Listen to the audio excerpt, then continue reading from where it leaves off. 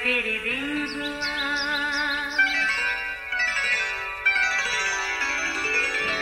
نیا پھر دن ہوا، پرانی رات کا کرے سو شکر ہم خدا کی ذات کا، خدا کی ذات کا نیا پھر دن ہوا۔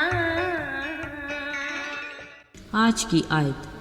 اب میں نبوکت نظر آسمان کے بادشاہ کی ستائش اور تکریم و تعظیم کرتا ہوں، جو اپنے سب کاموں میں راست اور اپنی سب راہوں میں عادل ہے، اور جو مغروری میں چلتے ہیں ان کو ذلیل کر سکتا ہے۔ دانیل 4 باب 37ویں آیت۔ عزیزو، غرور ہم انسانوں کی فطرت میں بڑا جانا پہچانا عنصر ہے۔ یہ گناہ کے مرض کا وہ زہر آلود جراثیم ہے جس نے خدا کی حمد و ثنا کرنے والے فرشتوں کی ٹیم کے سربراہ کو ایسا جکڑا کہ وہ خدا سے اونچا تخت بنانے کی خواہش میں زمین پر ہی پٹکا گیا، جس کو جھوٹوں کے باپ کا خطاب ملا، یعنی ہمارا اصلی دشمن ابلیس۔ اگرچہ انسان غرور کی تباہ کاریوں سے اچھے کو جانتا ہے، پھر بھی نہایت آسانی سے اس کا شکار ہوتا ہے۔ اب نبوکت نظر بادشاہی کو لے لیجئے۔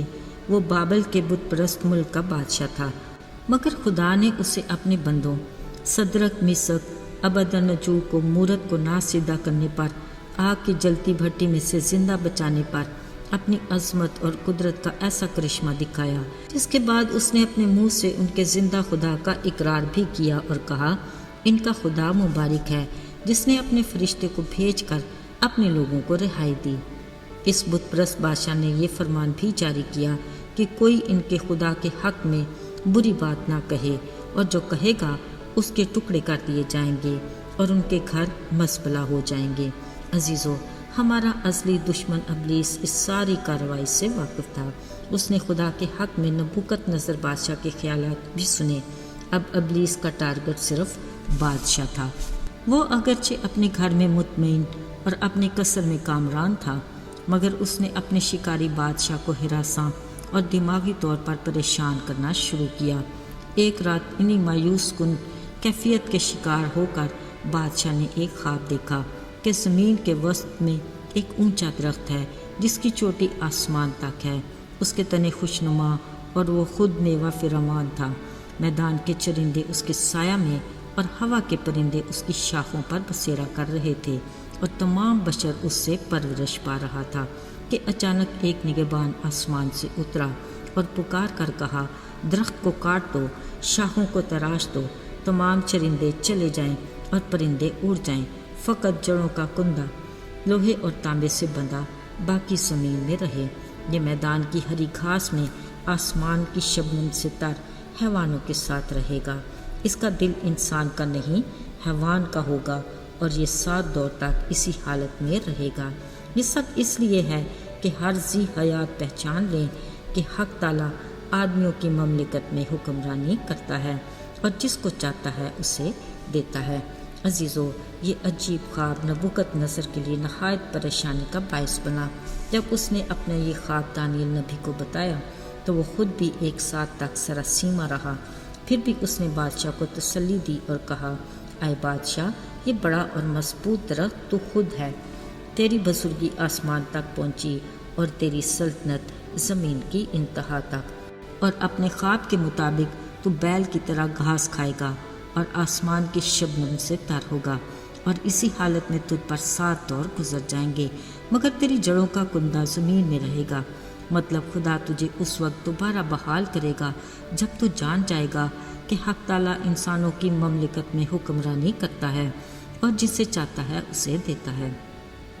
دانیل نبی نے یہ بھی صلاح دی کہ تو اپنی خطاؤں کو صداقت سے اور اپنی بدکرداری کو مسکینوں پر رحم کرنے سے دور رکھ، ممکن ہے تجھے اطمینان حاصل ہو۔ عزیزو، بادشاہ کے اس خواب کو 1 سال تو گزر گیا۔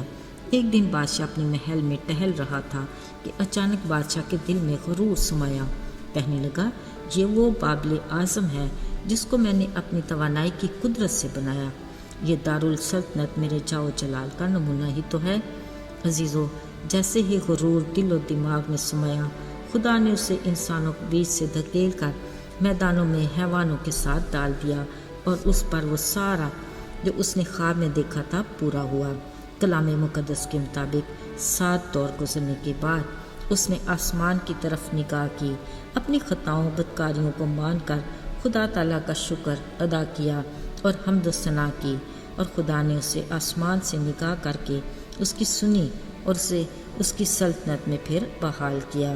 اس نے اس بات کا اقرار کیا کہ آسمان کا خدا اپنے سب کاموں میں راست اور اپنی سب راہوں میں عادل ہے، اور جو مغروری میں چلتے ہیں ان کو ذلیل بھی کر سکتا ہے۔ عزیزو، بائبل مقدس کا سچا اور سبق آموز واقعہ غرور کے ایک جراثیم نے اتنی بڑی سلطنت کے عظیم بادشاہ کو ایک پل میں انسان سے حیوان بنا دیا۔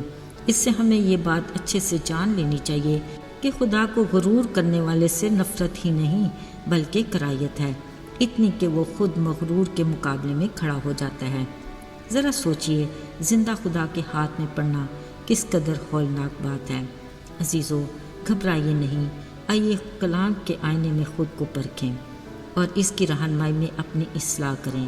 دھیان رہے، اگر ذرا سی بھی ہماری آنکھیں اپنی جگہ سے اوپر ہمارے ماتھے پر دکھائی دیں تو ہم اسی لمحے خدا سے التجا کریں کہ ہمارے غرور کے بت کو اپنے نام کی قدرت سے توڑ اور ہمیں حلیم اور خاکسار بنا، تاکہ ہم تیرے منصور نظر ٹھہریں۔ آئیے دعا کریں۔ اے خدا، ہم دل کی گہرائیوں سے شکر گزار ہیں کہ تجھ جیسا خدا ہمارا شفیق باپ ہے، جو اپنے بچوں کی غلطیوں کو درگزر کرتا اور خطاؤں کو معاف کرتا ہے۔ اے خدا، ہمیں ہر طرح کے غرور اور تکبر سے بچا، تاکہ ہم تیرے غضب کے زیر عتاب نہ ہوں بلکہ تیرے پروں کے سائے میں محفوظ رہیں۔ ہماری مدد فرما، اور ہمیں ہر پل تیری ہی ضرورت ہے۔ یسوع کے بابرکت اور مبارک نام میں مانگتے ہیں، آمین۔